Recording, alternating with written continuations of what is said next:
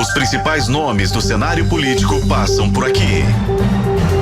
Café com Política. Oferecimento Buser. Descubra sua experiência. Vai de Buser.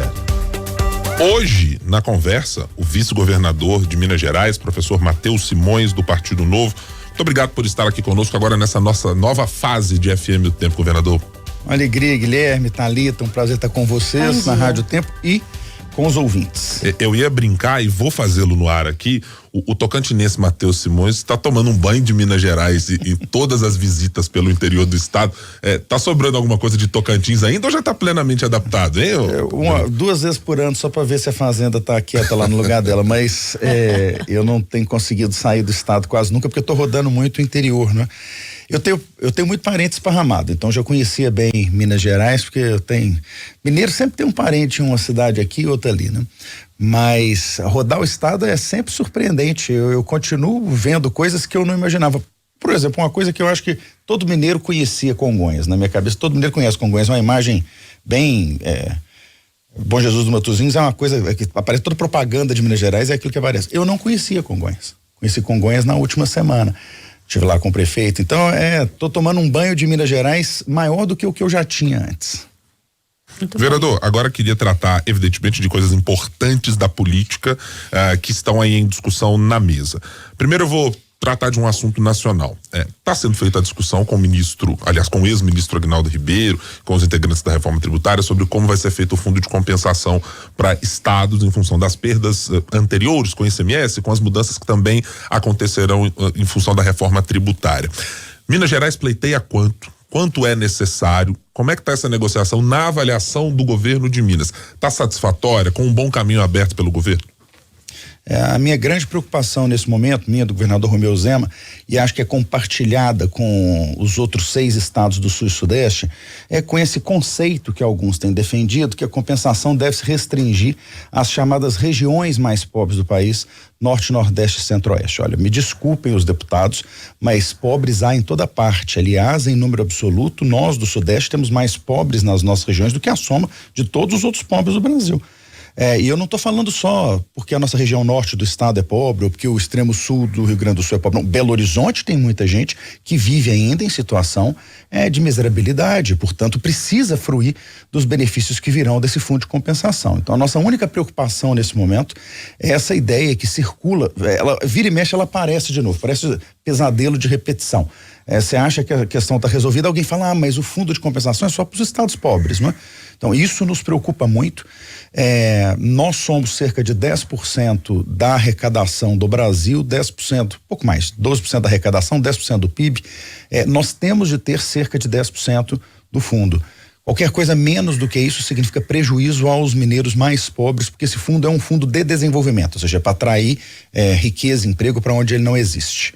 Não é a única preocupação hoje que nós temos com a proposta que está na mesa, é essa dúvida sobre o equilíbrio do fundo de compensação. Por falar em proposta, governador, hoje, dia 27 de junho, decreto 48.453 do governador que regulamenta a terceirização de vistorias e estabelece o valor de 26 unidades aí para cada vistoria. Completa um ano exatamente hoje, acho que é um dia propício, inclusive, para que a gente faça essa pergunta aqui.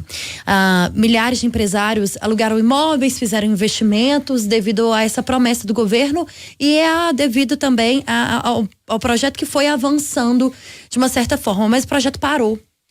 A gente tem relatos de empresários que acumulam prejuízos aí de mais de 1 milhão já. Diante dessa situação, eu te pergunto o que o governo pretende fazer para que de fato o projeto ande e se há expectativa para que esse projeto saia do papel. Thalita, as reformas que envolvem a forma de prestação de serviço do Detran são para a gente uma prioridade desde o começo do governo, mas elas são difíceis.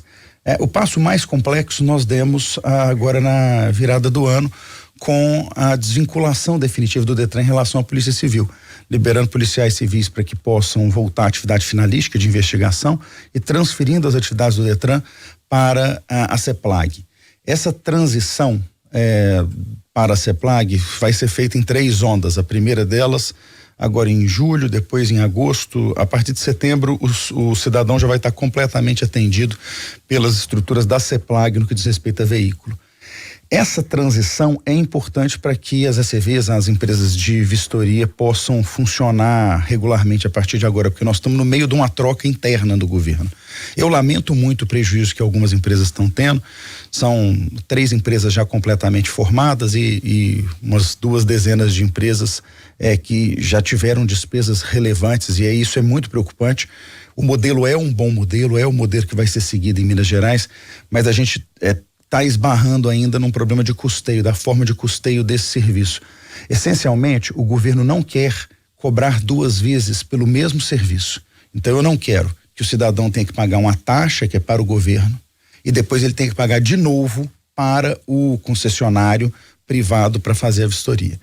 E nós estamos tentando desenhar o contorno jurídico de como é que eu faço isso sem que o cidadão tenha que pagar 2 vezes o mesmo valor, dobrar a despesa dele.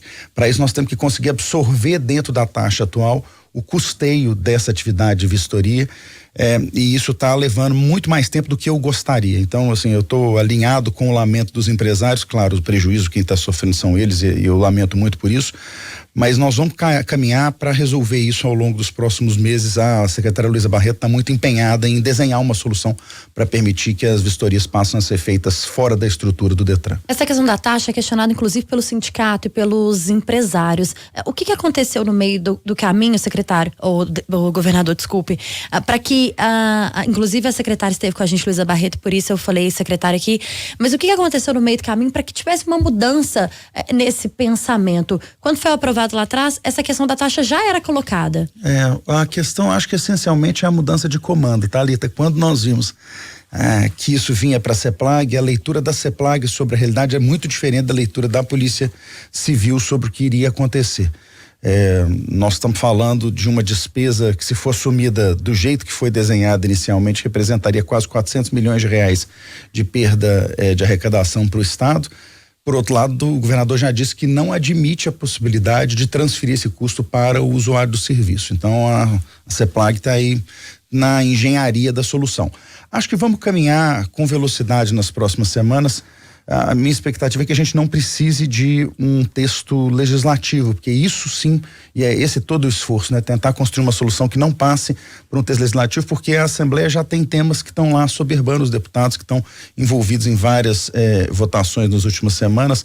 Levar mais um texto para lá talvez atrase o processo. Por falar em engenharia e solução, vice-governador, há uma necessidade de encontrar uma engenharia para atender a demanda das forças de segurança e as capacidades econômicas do que o Estado tem, colocando-se aí no meio do caminho a necessidade de adesão manifesta pelo governo de um regime de recuperação fiscal. Tem um ponto que tem nos chamado a atenção, a minha especialmente, governador, que até o momento não surgiu nenhum valor a dizer o quanto podemos e temos de orçamento neste momento para atender a necessidade das forças de segurança. Esse valor ainda não chegou e chegará quando para se ter a noção do quanto poderá ser colocado na mesa de negociação? Guilherme, eu tinha absoluta certeza que nós conseguiríamos, e aí não estou falando só das forças de segurança, estou falando de todo o serviço público, eu tinha certeza que nós teríamos condição de pagar a inflação, a recomposição inflacionária do ano passado desse ano, os 5,8%.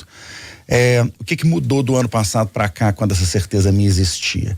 A mudança da regra de tributação dos combustíveis e da energia.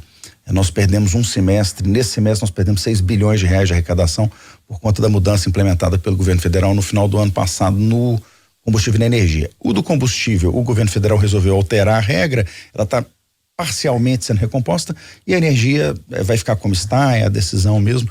Concordo, porque eu acho que toda redução de imposto é bem-vinda, mas isso é uma frustração de receita evidente.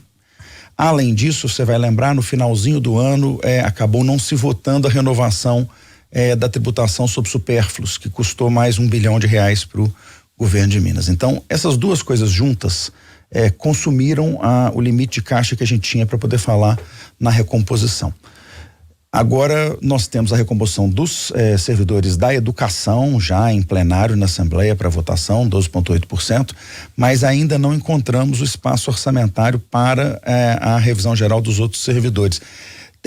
As pessoas falam, isso é o regime de recuperação. Não, o regime de recuperação, o nosso plano prevê reajustes diante de arrecadação. O problema é que a nossa arrecadação se frustrou gravemente com esses dois eventos. De onde há uma solução, ou eu digo, para onde o governo mira na possibilidade de encontrar, e eu sei que o governo federal, a União, evidentemente é um dos cenários, mas há outros com os quais o governo trabalha em busca de novas receitas? A gente não vai aumentar imposto, porque a situação em Minas já é uma situação de depressão econômica da classe trabalhadora, né? Então, se aumentar imposto, acaba aumentando o custo de vida das pessoas. A nossa expectativa é em aceleração de atividade econômica. A boa notícia é que ano passado a gente cresceu mais do que o Brasil, esse ano a gente continua crescendo um pouquinho mais nos relatórios trimestrais que foram apresentados. A expectativa é que isso possa nos dar folga. Eu tenho convicção de que para o ano que vem essa folga existirá, porque essa é uma conta de acumulação, né? Assim, se eu não tiver nenhuma frustração para o ano que vem, eu tenho a folga da recomposição inflacionária, e eu acho que nós não vamos ter nenhuma grande surpresa para o ano que vem. Mesmo que a reforma tributária seja aprovada, o período de implantação dela é de 26 anos, né? Acho que as pessoas nem percebem isso quando estão discutindo, mas não há impacto imediato, é só uma mudança para o futuro. Então, a minha dúvida é esse semestre se a gente consegue achar um espaço, e eu efetivamente acho que a gente deveria discutir sempre a revisão geral. Eu acho que a discussão da revisão por carreiras causa distorções que são prejudiciais para todas as carreiras no final, porque elas acabam sendo objeto de jogo político, né? Isso é muito ruim. Vamos falar do Acordo de Mariana? O governo federal anunciou um grupo do meio ambiente para poder analisar o acordo que estava sendo proposto. A que ponto isso preocupa o governo estadual? A que ponto isso preocupa o vice-governador Matheus Simões? E o que espera do governo federal em relação a esse acordo? Tá demorando demais para sair, né, Matheus? Thalita, você imagina, né? O pessoal de Brumadinho já tá vivendo hoje as obras, né? Assim, e um desastre que aconteceu quase 5 anos antes de Brumadinho ainda não consegue entregar nada para a população atingida. Com o detalhe que o desastre de Mariana, ele é muito mais extenso do que o de Brumadinho. O de Brumadinho nos impacta muito pelas vidas, mas do ponto de vista ambiental e do ponto de vista de cidades atingidas, Mariana é incomparavelmente maior, não é? Chegou ao mar, chegou a Abrolhos, tem aspectos no Espírito Santo inteiro, em Minas Gerais inteiro. Eu fico desalentado, para te falar a verdade, porque no final do ano passado a gente esteve pronto para assinar esse acordo. A decisão acabou sendo de esperar o novo governo, eu entendo, respeito a decisão daquele momento, não era a decisão de Minas Gerais, mas os outros agentes envolvidos acharam melhor esperar a posse do novo governo. O governo Lula se instalou, mas agora nós já temos 6 meses, né, gente? Então, assim, quem tinha que se atualizar sobre a situação da discussão já se atualizou. Não é possível a gente acreditar que ainda se precisa de mais tempo. E aí o que preocupou nessa criação do grupo de trabalho lá do Ministério do Meio Ambiente é que criaram o grupo de trabalho prevendo 180 dias renováveis por mais 180 dias para o grupo de trabalho. Eu estou na expectativa, Thalita, de que isso seja só um prazo daqueles que já estava no texto padrão que a gente usa na minuta de criação de grupo de trabalho, e ficou. Porque todos os outros agentes envolvidos, inclusive agentes do governo federal, trabalhavam com setembro como prazo limite para celebração de um novo acordo. Eu estou naquela expectativa de que a gente tenha surpresa boa com o desenvolvimento desse trabalho do grupo criado pelo Ministério do Meio Ambiente. Superamos dificuldades gravíssimas, como era a negociação da parte de saúde. E eu acho que para o meio ambiente vale a mesma coisa que eu falo para o social. O acordo agora é muito melhor do que o litígio para sempre. Então, se o meio ambiente não puder, a parte de recomposição e a parte de indenização não puder ser feita agora, o próprio meio ambiente sofre mais ao longo de décadas de espera. Quase 10 bilhões de reais desse acordo, por exemplo, vão para saneamento básico na área atingida. Quem é que está sofrendo, se não o meio ambiente, com a falta de saneamento básico nessas áreas ao longo desse tempo? Então, eu espero que a gente possa sair do outro lado, que a ministra Marina Silva esteja sensível a isso, como outros ministros estão. O ministro Rui Costa tem ajudado muito, o ministro Alexandre da Silveira tem ajudado muito. É uma questão da gente sensibilizar o Ministério do Meio Ambiente nesse momento. Acho que é importante, desculpa, Guilherme, a gente reforçar esse pedido desse tempo, né, Matheus? São 180 dias, renováveis por mais 180. A gente está falando aí de mais da metade de um ano, né? E sem necessidade, porque os técnicos não mudaram, tá certo, Thalita? O que eu tenho de mudança é na chefia dos órgãos. As estruturas já conhecem o acordo, eles estavam negociando com a gente ao longo dos últimos anos. Então, já deu tempo dos ministros se apropriarem do texto.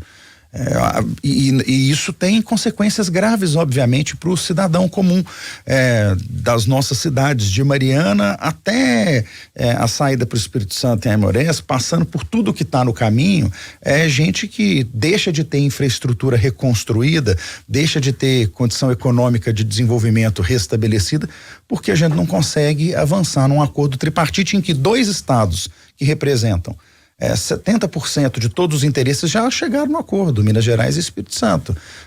Mas a União está sensível, então não tem uma reclamação minha em relação à União, não. Tem uma esperança de que esse grupo de trabalho não seja uma postergação do prazo. Vou dobrar a esquina aqui para falarmos de política partidária, governador. Tivemos aqui na última semana o que será o presidente estadual do Partido Novo a nos dizer as perspectivas da legenda para esse ano de 2024 e um pouco de 2026. Com todo o cenário eleitoral e a vitória expressiva do governador Romeu Zema nas eleições do ano passado, com a diminuição de uma distância em Minas Gerais que ele conseguiu para o então presidente Jair Bolsonaro na disputa com o presidente Lula, o Partido Novo tem de ter candidato em 2024 à prefeitura como cabeça de chapa para afirmar exatamente essa mesma convicção de que o governador tem e o Novo tem esse tamanho para a capital? Não sei, Guilherme, acho que a gente pode ter candidato, mas acho que mais importante do que candidatos a prefeito é termos chapas bem estruturadas de candidatos a vereador. As soluções de longo prazo e os estragos de longo prazo são feitos na Casa Legislativa. Eu, como vereador de Belo Horizonte que fui, falo com muita tranquilidade que enquanto São Paulo continua avançando e aprovou ontem uma lei de adensamento permitindo verticalização da cidade para que a gente possa ter menos deslocamento, para que a gente possa ter gente com melhor qualidade de vida, Belo Horizonte aprovou há 5 anos atrás, enquanto eu ainda era vereador, um plano diretor que trava a cidade, que continua o mesmo desde que foi votado há 5 anos atrás. Então, isso mostra como os equívocos cometidos no legislativo são mais caros para a população do que qualquer ação do executivo. Então eu priorizo muito, falo sempre com as lideranças locais do Novo, nós precisamos ter chapas de vereador em cada uma das cidades. Para prefeito, eu acho que nós podemos construir se nós tivermos os nomes que estão bem colocados para aquele momento. Participar de aventura numa cidade não me parece fazer sentido. Uma coisa é a gente lançar um candidato a presidente para marcação de posição partidária, para que as pessoas entendam que há uma proposta diferente. Para município, você tem que ter gente competitiva e que esteja num momento que faça sentido para a cidade. Acho que nós temos nomes muito bons no Novo. Vi na entrevista do presidente Laguna ele citando alguns desses nomes. Acho que o ex-deputado Lucas Gonzalez é um nome competitivo. Acho que temos outras alternativas dentro dos quadros do partido, mas temos filiações chegando, né? Assim, basta ver que temos hoje prefeitos filiados, como Gladson de Divinópolis, como Falcão de Patos de Minas. Mas eu não estou afoito para tomar essa decisão. A minha aflição agora é chegar no final do ano com segurança de que nós vamos ter chapas completas para vereador na capital e nas principais cidades do estado. Nós estamos conversando com o vice-governador de Minas Gerais, professor Matheus ou Matheus Simões, aqui a gente sempre vai chamar dos dois jeitos, né, Guilherme Brahim? Eu sou da geração que conheceu o vice-governador como Matheus Simões, então eu ainda sofro para dizer professor Matheus, mas ainda vou chegar lá, Você não fica bravo com a gente não, até né? Se eu respondo, você sabe que lá em casa, Thalita, nós somos os 4 evangelistas, né? Nós temos lá Mateus, Marcos, Lucas e João.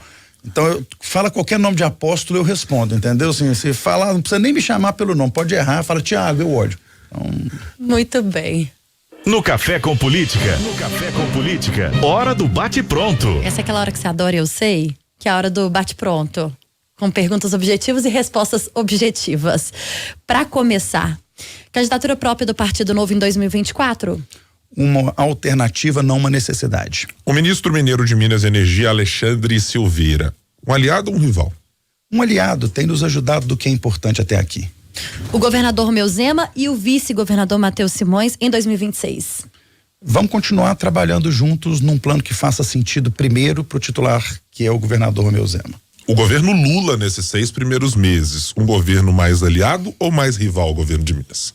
Um governo que ainda está por mostrar como será a relação com Minas Gerais ao longo do tempo, mas eu continuo esperançoso que seja uma relação construtiva. Acordo de Mariana. Muito atrasado, muito atrasado, muito atrasado. Se o STF não aceitar as mudanças propostas pelo Partido Novo para a adesão ao regime de recuperação fiscal, o que fazer? Só oração, Guilherme, porque a única solução para Minas Gerais neste momento do ponto de vista de finanças é a adesão ao regime de recuperação. Professor Matheus, vice-governador de Minas Gerais, foi o nosso convidado de hoje aqui no Café com Política. Os principais nomes do cenário político passam por aqui. Café com Política. Oferecimento Buser. Descubra sua experiência. Vai de Buser.